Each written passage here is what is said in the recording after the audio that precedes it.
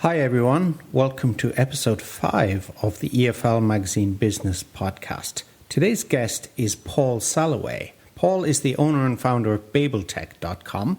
Paul is originally from Australia but lives in Tokyo. Paul's site, babeltech.com, helps EFL teachers get their business online.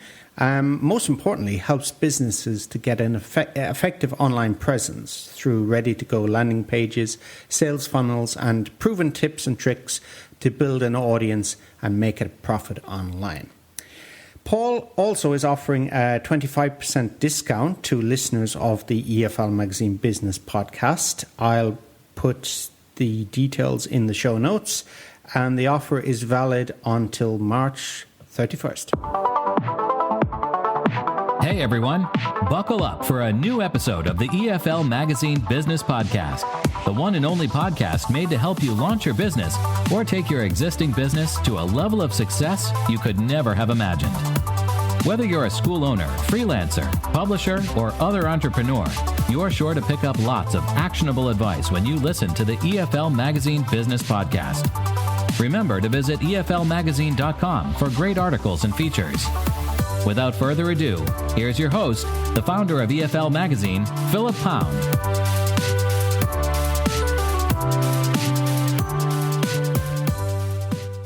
Hello, everybody. Welcome again. Today, I'm delighted to have Paul Salloway. Now, Paul is, Paul, what's your job title? CEO, managing director, owner, founder? I would say owner and founder of the online platform which I'm promoting. Okay. Paul is based here, like me, in Tokyo. And Paul, how are you today? Hi, Phil. Well, thanks. Thank you for inviting me. Very happy to be on your show. My pleasure. And tell me a little bit about your background, how you came to Japan. It's always an interesting story how we all end up here. Yeah, well, I'm from Australia, of course, I think, as you mentioned.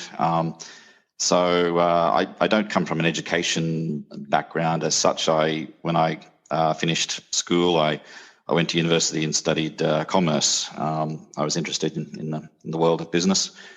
And so after that, I worked as a finance professional in various industries for a number of years. And then in the early 2000s, I was looking for a bit of a change, bit of a career break. And I was always kind of intrigued with this idea of teaching English in a foreign country. And I had been to Japan previously, and I really liked that experience. So I thought I'd come back to Japan and try my hand at teaching ESL for a while and see how that worked out. And so I did, and I got a job with one of the major ESL companies here, and I did that for a few years and kind of learnt the ropes of teaching English. But even while I was doing that, I could see that this whole bricks and mortar style of lesson delivery was really, I think, ripe for disruption in a lot of ways. I could see that the offices that we were working from, these companies were paying top dollar. These offices are right in front of train stations. That's prime real estate, and they're sitting empty for most of the day. This is just like a couple of hours in the evening where they actually get the students in. Plus, there are other problems with the brick and mortar approach as well, and in terms of like actually recruiting people who are going to work for you. So, if you're living in an exciting location like where you are, Phil, maybe that's okay for some business owners. But if you're in a less than glamorous location, that could be a problem. So, I thought this whole bricks and mortar style of lesson delivery was ripe for disruption, and the internet was we're talking the mid 2000s, so the internet was still fairly new at that stage, so I thought there were a lot of opportunities. So what I wanted to do was something similar to what I guess italki and those sort of teacher platforms are doing now. So you could say I had the idea for italki before italki did, but there were two problems for me at that time. One was that the internet was still fairly immature. In particular, I'm talking about social media was still fairly immature in those days. There was what year was this, Paul? This was around 2005, 2006. Okay. Yeah. So, I mean, Facebook wasn't around at that stage. I think YouTube would have been in diapers or nappies at that stage. It was still fairly new. So there weren't a lot of resources online to help people get started with online businesses. So that was one problem.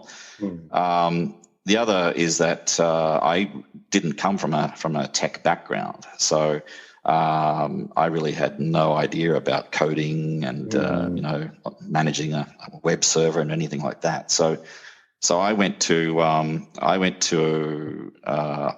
had to hire a few guys to help me. I went through 3 different web developers, and in each case that was a disappointing experience. They kind of overpromised and under-delivered. And so I reached a point where I said, okay, if I'm going to do this, I'm going to have to learn how to do this myself. So I put everything on hold at the time, and I said I'm going to spend a year just learning all of the skills that I need to do this myself. And I just found I loved it. I loved learning about the web and coding and online marketing as well. So I really sort of fell in love with the whole process of learning about that. Mm-hmm. And an outcome of that was that talking with friends and people I mixed with, a lot of them had businesses that they wanted to get online, and they were in a similar situation where they didn't have the skills themselves to do it. And so I thought, well, there's an opportunity here for me to help out. And so that led to me sort of starting a career as a web consultant. And so I developed a new skill set of building websites and helping business owners with their marketing. And so I did that for the next 10 years up until 2019, and throughout this time I've continued to do ESL teaching because it's the nature of consulting, I guess, is that your income can be a bit lumpy sometimes. So I've continued to do teaching as more of a part-time gig, and then around 2019 I had some conversations with people I knew who said, look, we're English teachers, but we really aren't having a good experience working for these big companies. And I'm talking about like Chinese companies in particular. There's a lot of these online Chinese ESL companies which seem to dominate the market. And they said, we're not having a very good experience working for these companies. We think that some of their employment policies are a bit unfair, and we've tried the teacher marketplaces like italki and so on, but there are problems around those as well. It's very hard to create a brand for yourself, for example. So when you're on one of these platforms, you kind of do become reduced to a commodity. And in any commodity environment, it's sort by price is the typical default user behavior. So people said to me, look, we want to get online, but we don't know how to make a website. We can't really afford to hire someone to build it for us. And so that led me to thinking about building this platform, which I have now, which is Babel Tech. And with this platform, so you can create an account, pay a simple monthly fee, and you get all the landing pages you need to attract and convert and retain students to build a sustainable, profitable, independent ESL business. Okay, so that's the long story. and very good. And the URL is BabelTech, BABELTEQ, isn't that right? .com. Yeah. That's right. Yeah. BabelTech. Yeah. BabelTech.com. Okay. Well, we'll mention it again, and of course, we'll put it in the show notes as well, Paul. So just going back a little bit, you learned coding and HTML and so what. How did you go about this? So this was the mid 2000s. So YouTube wouldn't have been around so much, or at all. I think when did YouTube begin? I can't remember. But well, the YouTube sort of came along in 2004 or something like that. But I mean, it was a different YouTube to what we have now. Well, good question. So, fortunate. Well, I used to start off by visiting bookshops in Shinjuku downtown, Kinokuniya. I think they have the best selection of foreign books there. So every chance I had, I would go there and browse through the technology book section. And then I started ordering books online from Amazon. And my wife used to laugh at me because every time a new coding book arrived at the door, it was like Christmas Day for me, and she thought that was kind of amusing. So I just used to pore over books and manuals and things like that. But now, of course, with social media being a bit more developed now, so I find that I get a lot of support and a lot of ideas from online forums, Facebook groups, and I am like basically these days a WordPress consultant, so through the WordPress.org forum as well. Okay, so just a little comment on being an entrepreneur. I think from a few conversations I've had over the past few days, and starting out is you started out in a difficult place. For people nowadays, we have, as you said, WordPress, things, the barrier to entry is a lot lower. It's a lot easier. We can get online courses, coaching, Facebook groups. We don't need to buy those books anymore. Well, we can for dummies or whatever books you buy first. So you did it the hard way. So for somebody, wanting to start off in tech entrepreneur or tech in education, ed tech, there's no excuse really, is there? I think that the barriers to entry are a lot lower now than they were. As you said, there's a lot of online courses. Things like Udemy didn't exist back then. So yeah, I mean, I don't know how much coding they teach in schools these days, but in my day it was non-existent, of course. So yeah, there are, I think, a lot of online resources. YouTube is one of my great resources. I call it YouTube University. So almost every night I'm on there learning something new, whether it's about WordPress or whether it's about marketing or something else business related. Sometimes though, I know from my experience building WordPress site, and you get a plugin and something, it crashes, there's a plugin conflict, or there's some short code. You go to a video and the guy is giving the answer, but you can't hear it, so you turn it up to this experience. What did he say? And you can't really you can't make it out, and it takes an hour or two, and then you figure out the hosting was wrong. And I think when I first started out, it was the same. The hosting was, I think they put me on WordPress hosting for some reason, and Microsoft hosting, and I was, oh my God, the whole thing just crashed, and they put me on to, they sorted me out in the end, but yeah, it was not good. But so you started out, you did some coding, and tell me a little bit about the marketing background. What kind of got you into marketing? What kind of books did you read? Because I kind of like this area of things as well. So we can otaku out on this for a few minutes. Yes, yeah, we can definitely otaku this. I guess I came to this first from the purely technological point of view of like creating websites and landing pages for my clients at the time.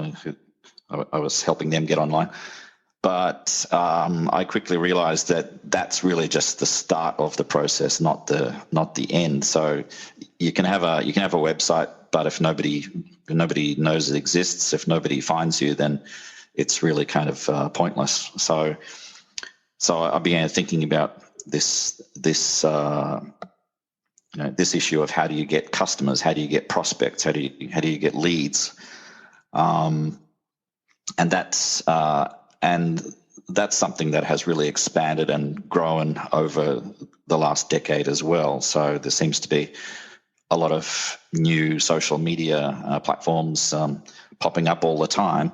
And so social media, of course, is a big part of everyone's life now, and it is a great opportunity for businesses to reach out and connect with new customers. But even some older technologies that have been around for a while, like email marketing, for example. I'm a fan of email marketing. I think that's definitely something that business owners should have near the top of their priority list for various reasons. I was just thinking about this last night. I remember when I started out 6 years ago now with the website and looking at marketing. And there's a podcast at that time. I don't know if it's there now. I think it was taken down. It's probably behind some paywall now. It was called the Foolish Adventure Show. I remember one guy was Tim Connolly. You might see him. He's a marketing guy. But the content on that was just amazing. I think what you would pay through the gurus and through courses, you wouldn't get on this course. So, there's a lot of good free marketing stuff out there for people. Can you recommend anything? Or just for kind of like a top level framework for marketing, I would read anything by Seth Godin. I think some people have called him the godfather of marketing. He's published probably 20 books now on marketing. And I really like his approach and philosophy around marketing. Like he talks a lot about permission marketing, how you need to get people's permission to engage with them. So, offer them something for free, offer them something that's going to make a positive impact in their life, offer them some valuable content. And then over time, you build up that relationship with them, build up the trust, know, and like factors, and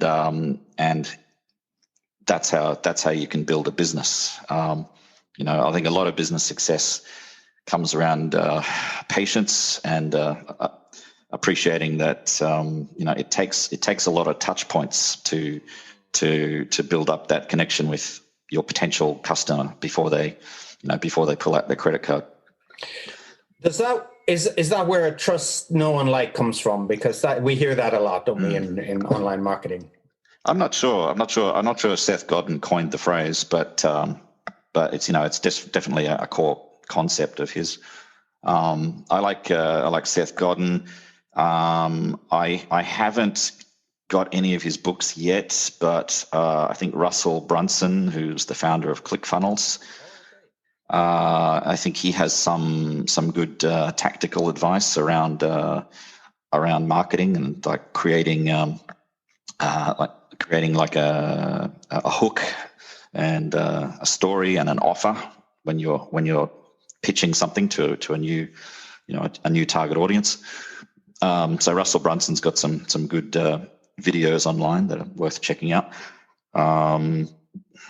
There's Simon Sinek, who's maybe more he talks more about leadership, but the more and more I think about this, I think that leadership and marketing are really two different sides of the same coin, if you like.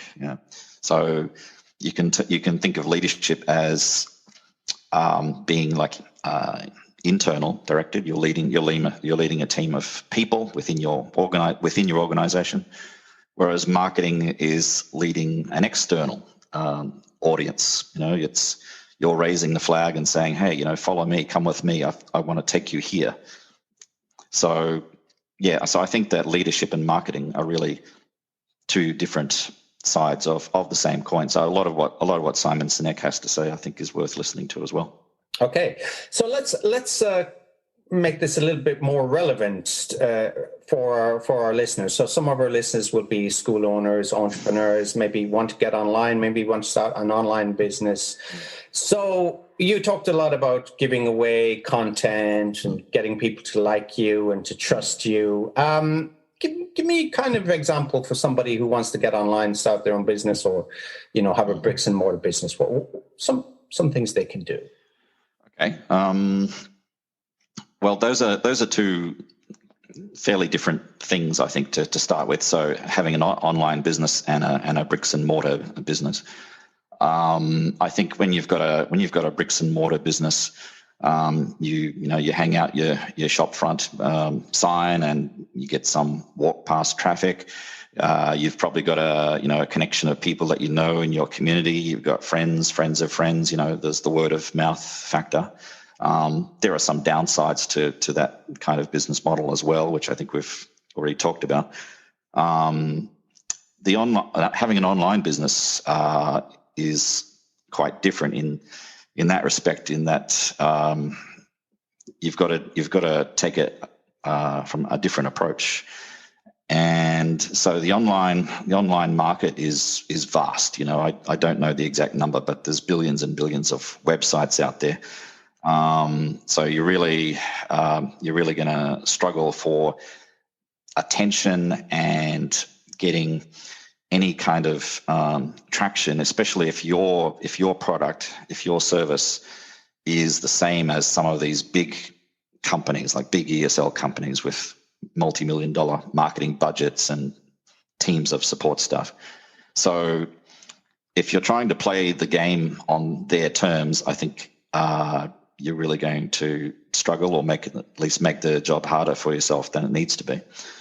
What I would recommend to anyone who wants to start an online business in ESL is to think about a niche. So define a niche. Define who you want to help and what problems you want to solve for them.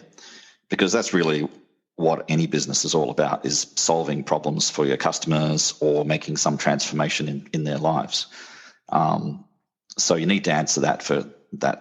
First up is what's my niche, and some people struggle with that. So they think, well, I just want to teach kids, or I just want to teach general English.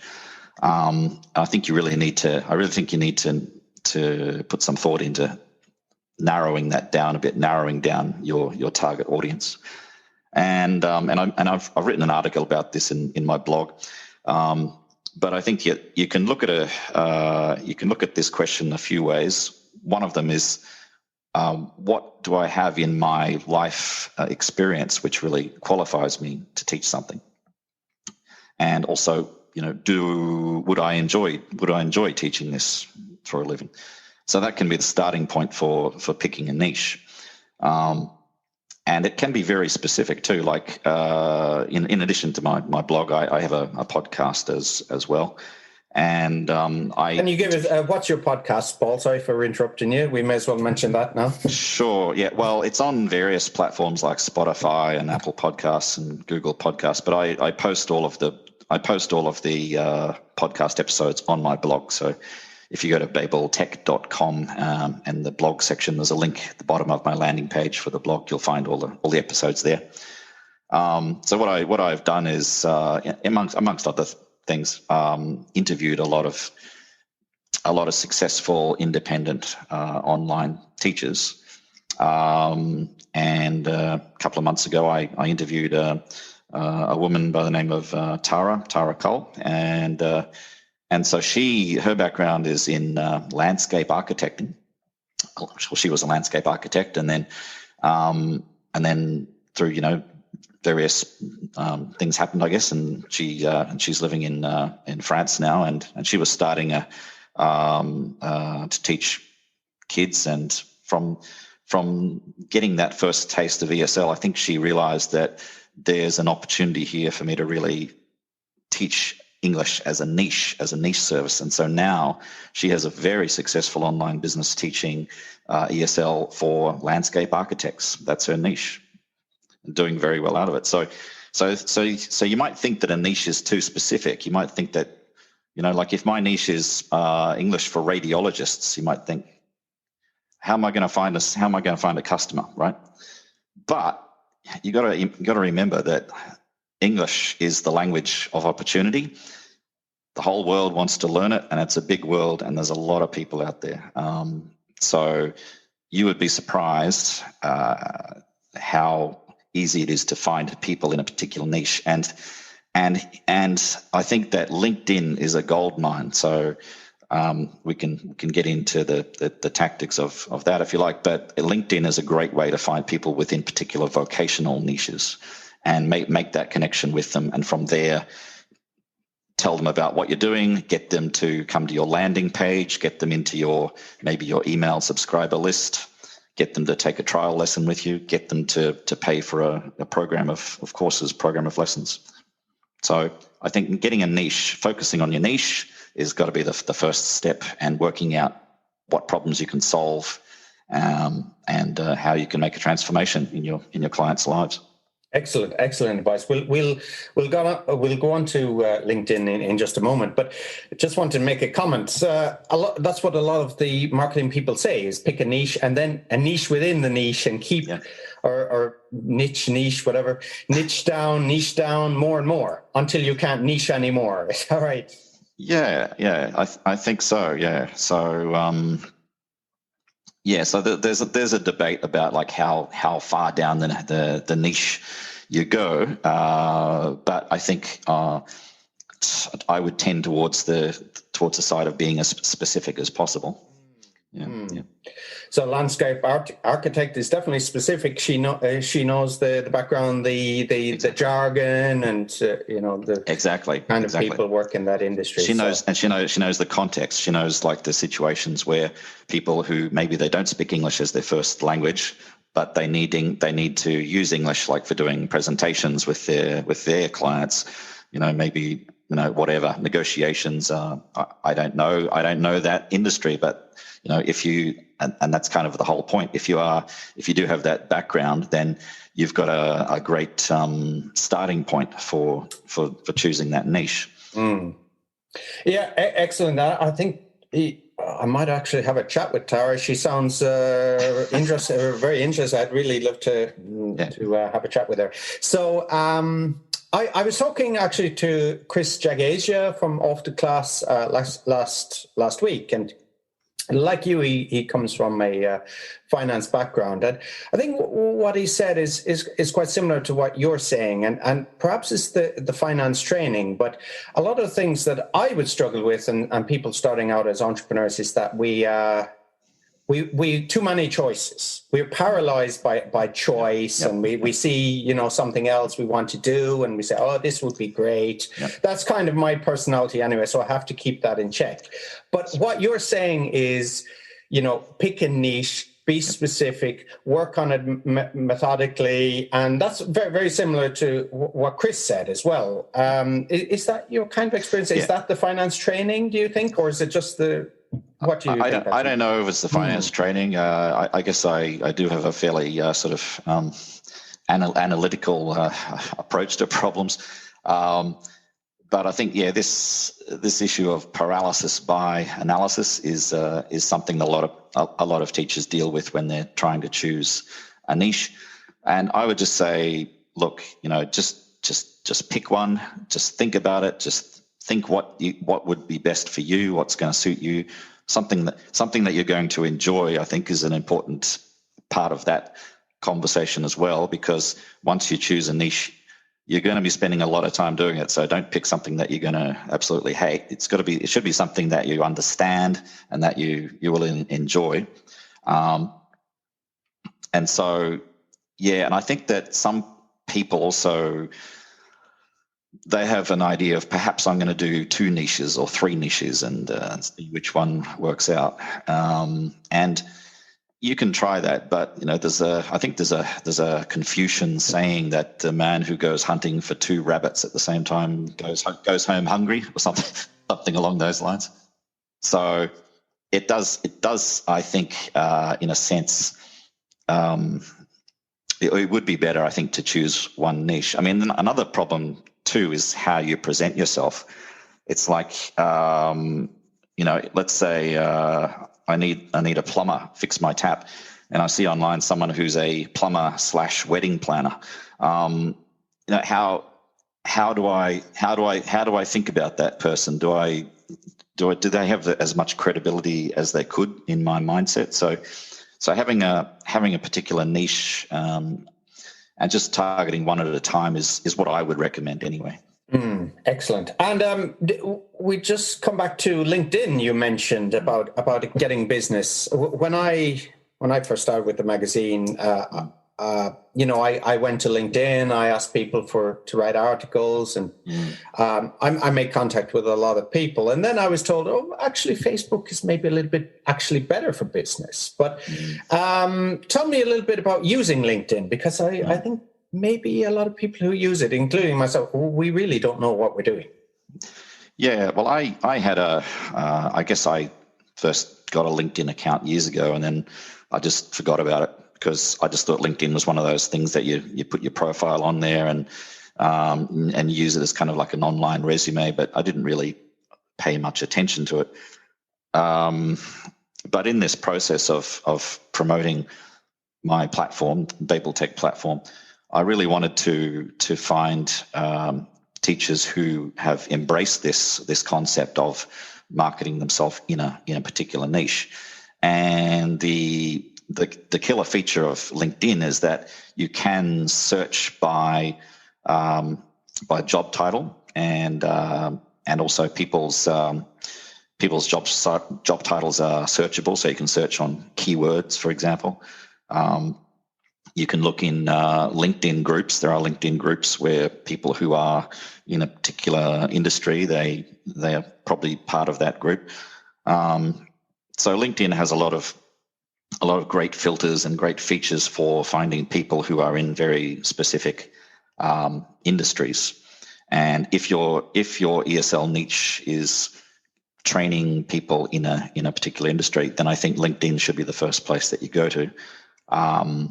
There are YouTube videos that you should watch about how to optimize your LinkedIn profile. LinkedIn video seems to be something that is a great way of getting reach and exposure, something I need to do more of, I think. So LinkedIn is really good if your niche is vocational English.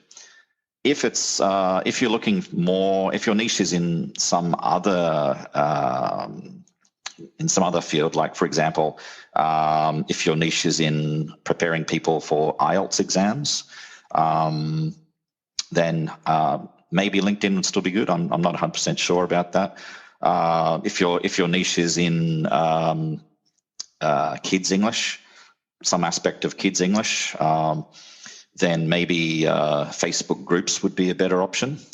And with Facebook groups, you should be looking for groups where parents, I guess, congregate, and where parents are talking about what's best for their kids and so on. So I think Facebook groups and LinkedIn would be the two social media platforms which I think have the biggest opportunity for organic marketing, at least anyway. Tell me where is online at the moment? You mentioned italki and a lot of these mass markets. They pay maybe, I don't know what the actual pay rate is on italki at the moment. Do you know per hour what they pay for teachers? Well, I think that some of the online companies that employ teachers, they can pay from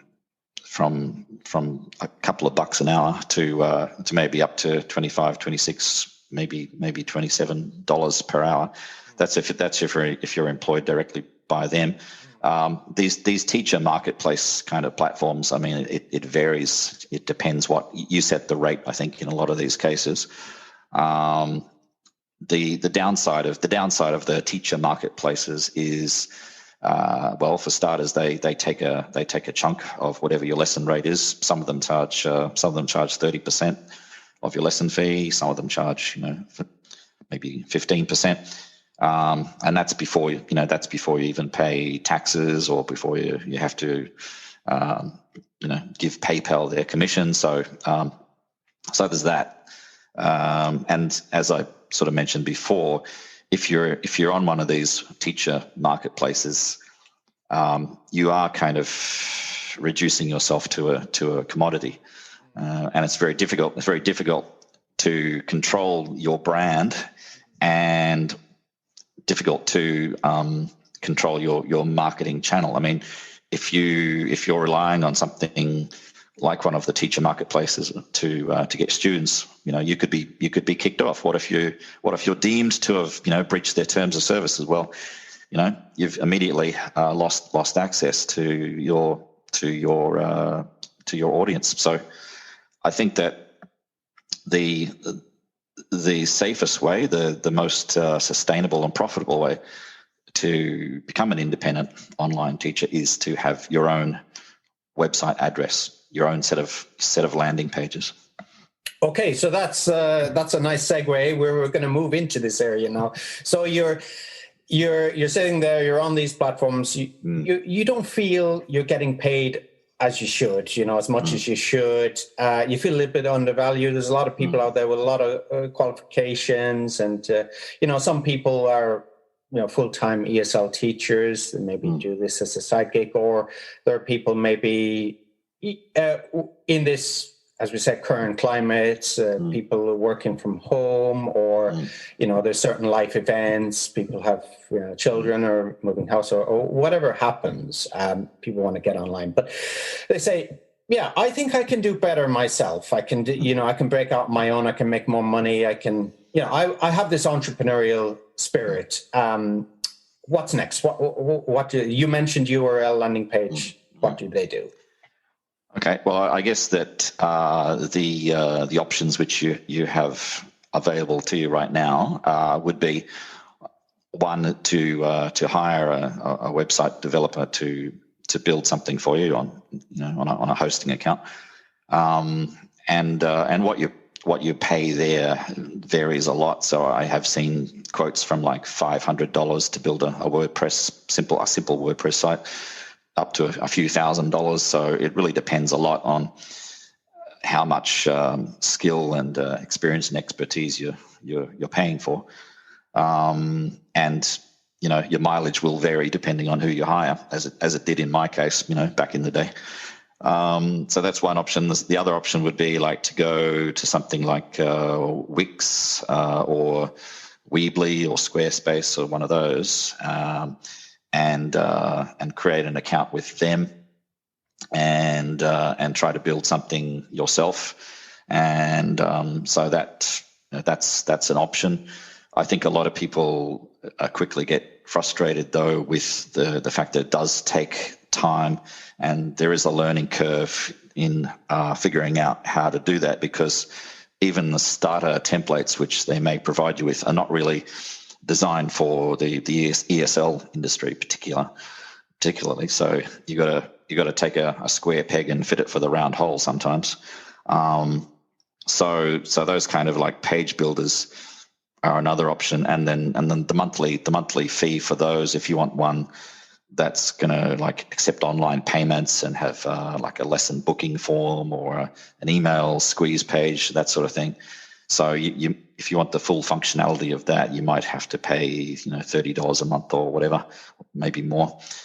So that's the second option. Or the third option is what my idea was, which was to give a ready turnkey set of landing pages to customers or teachers who want to get online, and just pay a monthly fee. But you'll have all of the templates ready to go, and just need to use a drag and drop builder to tweak them to your preference.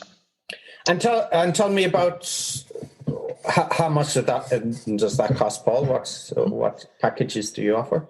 Sure. Well, I have 3 packages at the moment. The basic plan is $9 a month, and what you get with that is an email squeeze page template. So you can start to build up your email marketing list. And I've said before that I think it should be a really important part of everyone's online marketing. You also get a blog, the native blog, which is part of all WordPress sites. So you can create unlimited number of blog posts. And blogging is content marketing is also, I think, should be a really important part of everyone's online marketing strategy. So that's the basic plan. The premium starter plan is $19 a month, With that, you get a calendar, a booking calendar, so students can come on there. They can reserve a trial lesson, or they can pay for a session-based lesson. They can book several sessions at a time. So that's what that plan offers, and the Premium Pro plan offers all of those things. And in addition, you have a sales page where you can sell a course. Like if you have a course of 20 lessons, 30 lessons, you can promote and sell that in one go.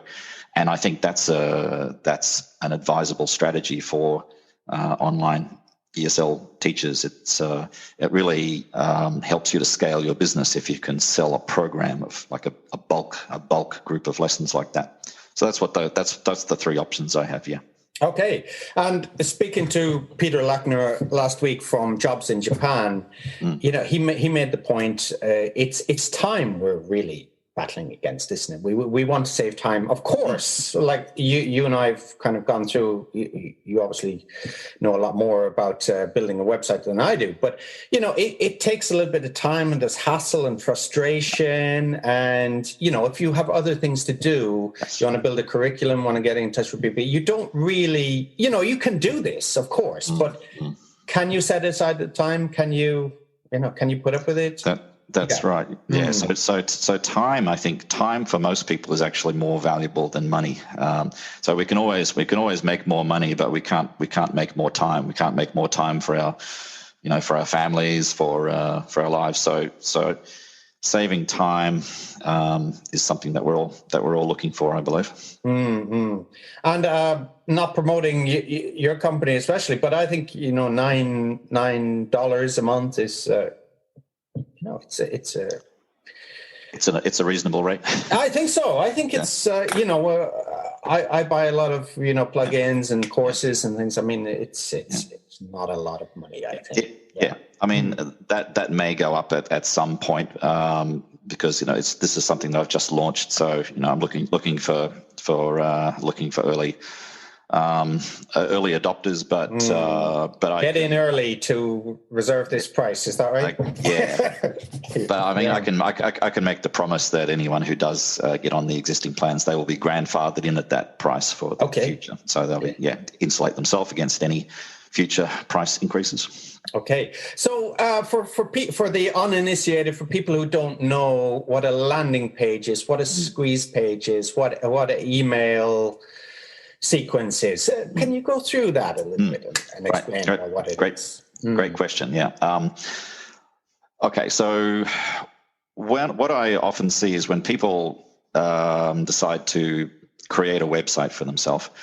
So your website, your homepage, you might have like a welcome message. Hi, welcome to my website. There might be, some pictures about what you do. There might be like some other things on there, but the typical homepage of a website, it's a bit like a Swiss Army knife. It sort of tries to do a little bit of everything. It's got like navigation leading to other parts of the site, and a Swiss Army knife is great, but if you've got a particular task which you're trying to accomplish, you probably want a specialized tool for that task. So, for example, if you needed brain surgery, you'd hope that your brain surgeon wasn't using a Swiss Army knife. So, I think the most pressing task for any new business owner is to get customers, is to get clients. So, the number one task is converting visitors into students. So, a landing page follows a set of design concepts, design principles, which will optimize those visitors, will optimize that traffic that you're getting in terms of converting the traffic into customers, into students. So somebody who comes to a landing page, they will clearly see what your offer is. They will clearly see that you understand the pain point that they're experiencing. They will see some kind of social proof that you've got that trust and authority. And maybe most important of all, there'll be some clear call to action so they can take the next step. So that's in essence what a landing page is. Now, with any kind of sales funnel, you probably would be overly optimistic to think that people are going to learn about you, go directly to your course booking page, and then pay for 20 lessons right up. It doesn't tend to work that way. You've got to get this relationship going, build up this connection with your prospects first. So what I recommend is to get people to come to an email squeeze page. So an email squeeze page means, you might put a post on LinkedIn or Facebook and saying, hey, if you come to my landing page, you'll get this free PDF, which will teach you how to do this. It's a free resource. So people come to your landing page, they enter their email address, they get the free thing, and then you've got them as part of your email marketing sequence. You can reach out to them and offer them more free stuff. You can tell them about what you're doing in your business. You can build up this connection. They get used to seeing things from you in their inbox, and then over time you can make them an offer which is specific to your niche and which is specific to the prospect. So a landing page in general is just a page which is optimized to convert traffic into customers. And we can have various types of landing pages, whether that be an email squeeze page, as I've described, or it could be like a lesson booking page. You might have a landing page which is designed to convert visitors into like an introductory trial lesson, maybe a free trial lesson, or a landing page which is designed to sell a whole course of lessons. So that's what it means. And a little bit about emails. I've done a little research in this. I'm sure you have as well, Paul, that actually they found a lot of people who start an email list, they're a little bit hesitant about contacting or keeping in contact, sending out emails. They say, will I send out one a month? Will I send out one a quarter? And, they're a little bit iffy about the whole thing. But what they found is that actually the more emails you send out, the better it is for your list. Yeah. There's a guy online called Mike Killen. He has a channel called Sell Your Service, and he actually recommends one email every day. I don't know. I'm not sure about that at this point, but I do think there's validity in having frequent contact. If people don't see an email from you, if they don't get an email from you for a couple of months, then they'll forget about you. They'll forget why they even signed up for the thing in the first place. So, and I think that what really works is having an automated sequence in place as well. So there are these email marketing platforms like MailChimp, where you can get a free account. They have paid plans as well. But there are various others like Sendinblue and ActiveCampaign and others. And with all of these platforms, you can set up a sequence, an automated sequence. So when somebody submits their email, they get the free thing, they get the free download, or it could be access to a video, for example. And then they get a series of emails that are timed to follow that up, maybe at a few days interval. And I've got a whole blog article about this, how you can structure that. But not every email should be a sales pitch. That would be a bad idea. So your email sequence should be about like offering more value. So, hey, you've got this free thing. Would you like this other free thing? Which should probably help you. It might be just to tell the recipient about something that you've done, like so they understand that you are coming from a place of authority. So you might want to tell them about that you've just appeared on Philip Pound's blog, Philip Pound's podcast show, for example. Babeltech.com. So there we go. We will plug each other there. And another thing as well, which I found useful, is, and this is coming back to your finance background, due diligence. So you actually, you select your customer. You can't be all things to all men or all people, whatever it is. So you don't want a mass market. You want just Exactly. A specific person, don't you? That's what you're looking for with your copywriting, with your landing page, with your emails. Yeah, precisely. Yeah. So this is something that Seth Godin talks about.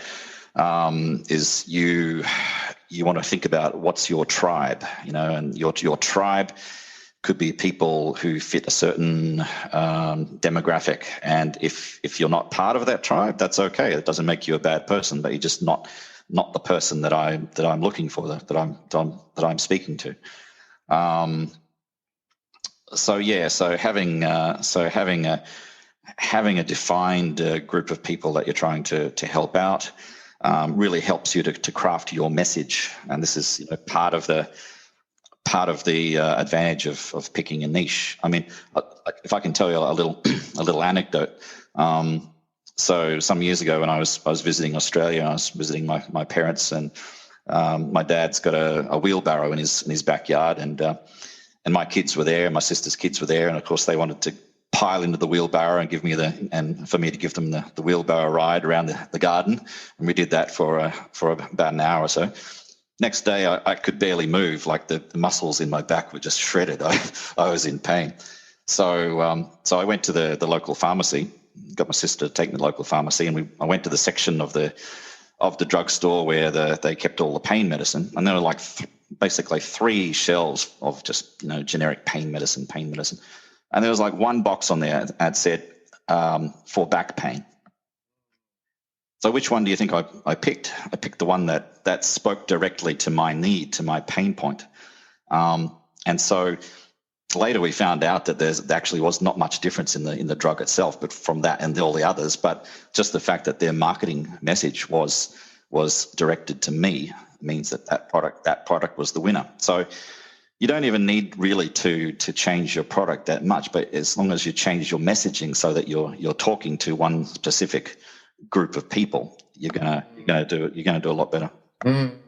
I think I saw something similar. I think they're called Van Tuchelen brothers. They work for the BBC. They're 2 doctors, and they said exactly the same thing. They got boxes with all headache medicine, back pain medicine, but actually it's all the same. Yeah, it's the same medicine, but they just put a different label. And some people, they say people buy all of these. They buy 8, 10 different boxes, but actually you don't need. It's marketing, isn't it? It is, yeah.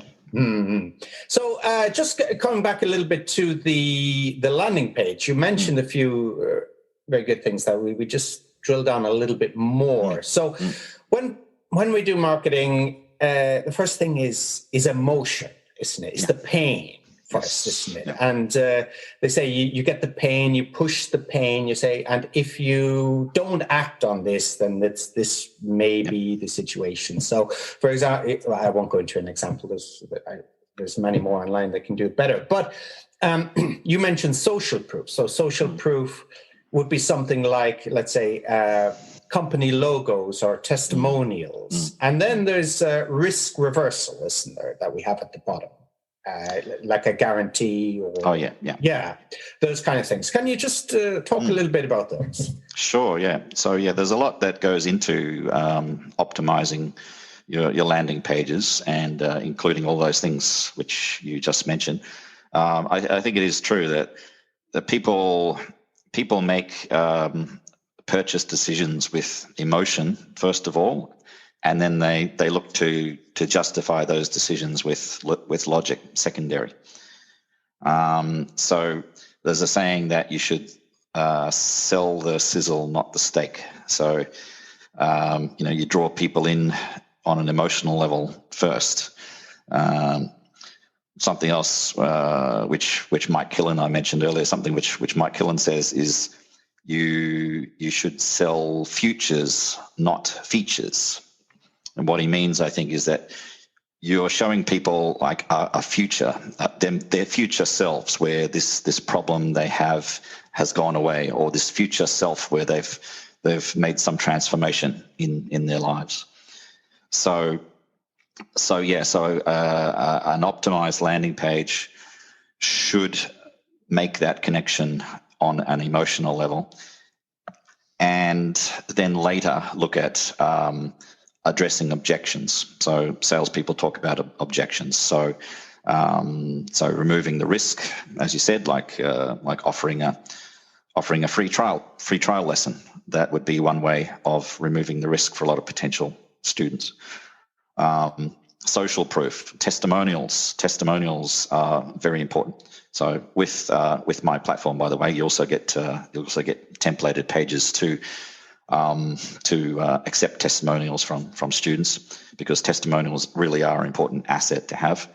So testimonials are a way of communicating to your target audience that people like us do things like this, i.e. if you're part of this demographic, then other people who are part of your demographic have had a successful experience with me in the past. So testimonials, logos of companies you've worked with, case studies. Maybe you might want to include a brief case study about how you took someone from this point and helped them to achieve success at this level. So case studies are another way of adding social proof.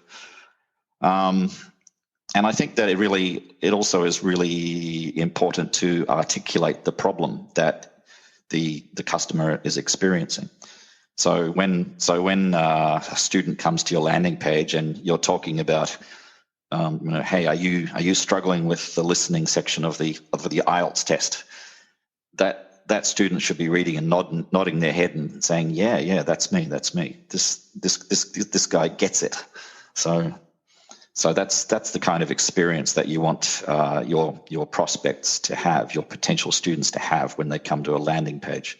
They should have some desire, and then you should address any objections that they might have, and they should have that level of trust and trust in what you're offering.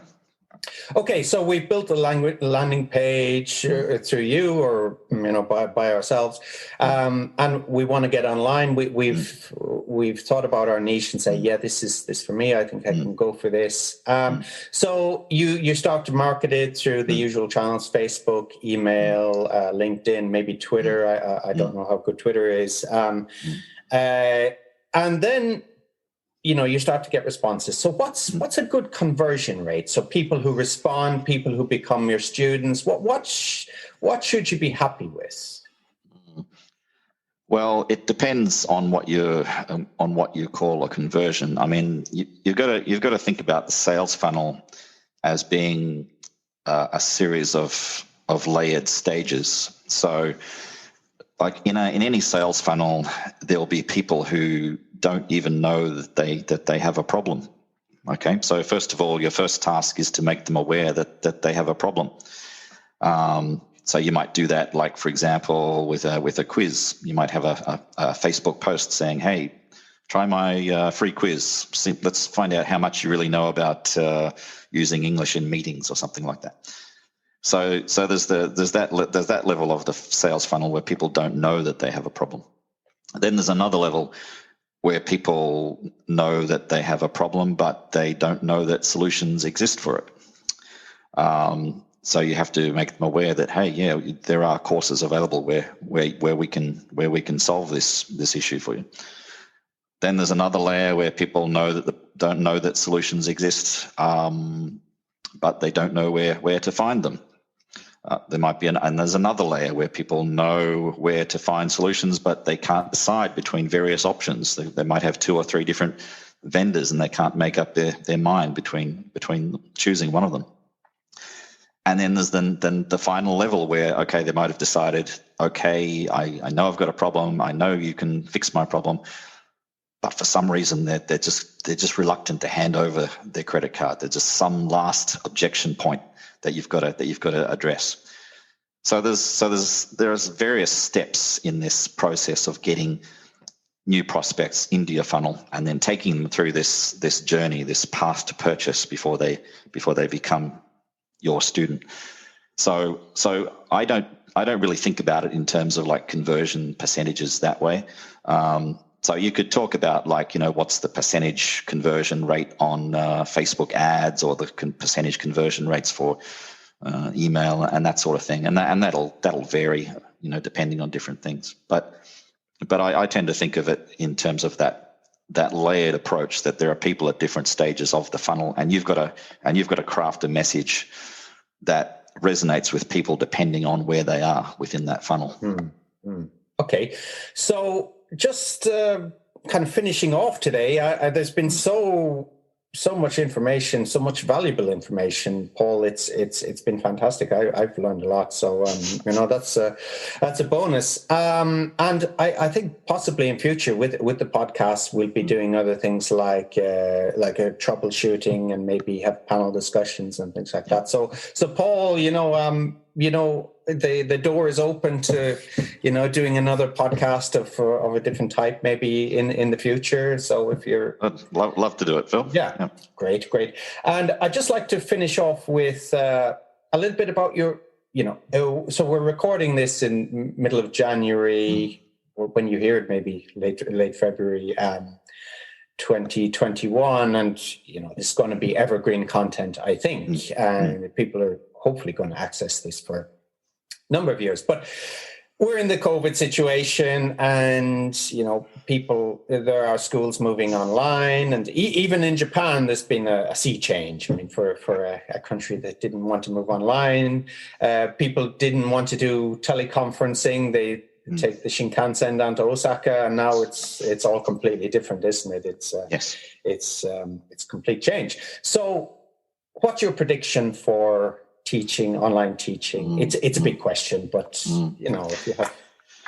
Yeah, I think this is a good question, and I have had it put to me that that the COVID pandemic has really just accelerated everything that was going to happen 5, 6, 7 years from now. Anyway, so even before COVID, we had a trend where more and more people were working online and connecting with their friends, family online, doing training online.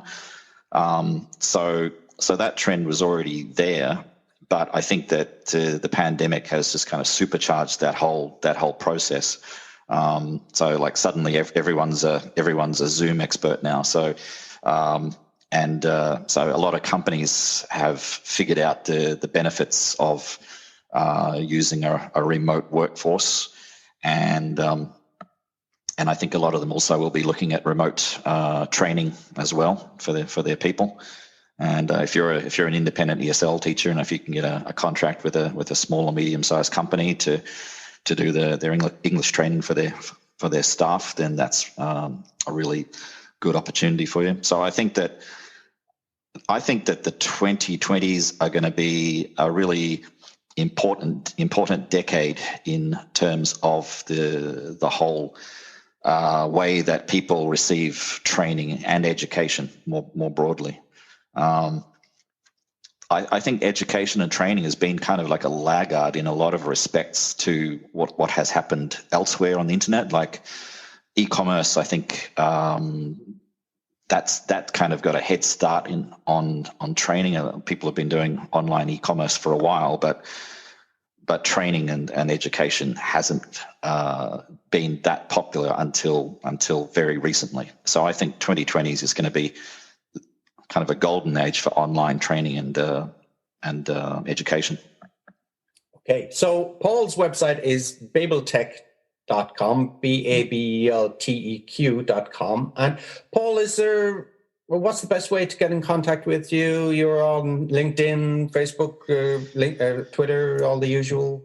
All the Instagram. Usuals, yes. So you can go to my website. That's what I would probably suggest. The link to the blog is in the footer, and there are heaps of articles on there which I've created specifically for independent ESL teachers, and covers aspects like email marketing, like affiliate marketing for teachers, which we didn't talk about. That's a whole nother podcast in itself, I think. So there's a lot of articles on there that you might get value out of. So please check those out. And if you want to connect with me on social media, I'm on LinkedIn, Paul Salloway, and also on Instagram under Babel Tech. Yeah. Okay, and I'll put this up on all the usual channels, and I'll tag you, Paul, as well. So if people have questions, they can put it in the comment section, and I'm sure we can talk about it there. Yeah. So great, great talking to you today, Paul, and hopefully we'll talk again soon. Yes, no worries. Yes, thanks, Phil. That's been a pleasure. Thanks for listening to the EFL Magazine Business Podcast with Philip Pound. For more great advice and resources, check out eflmagazine.com. If you found this podcast helpful, be sure to subscribe so you never miss an episode. See you next time.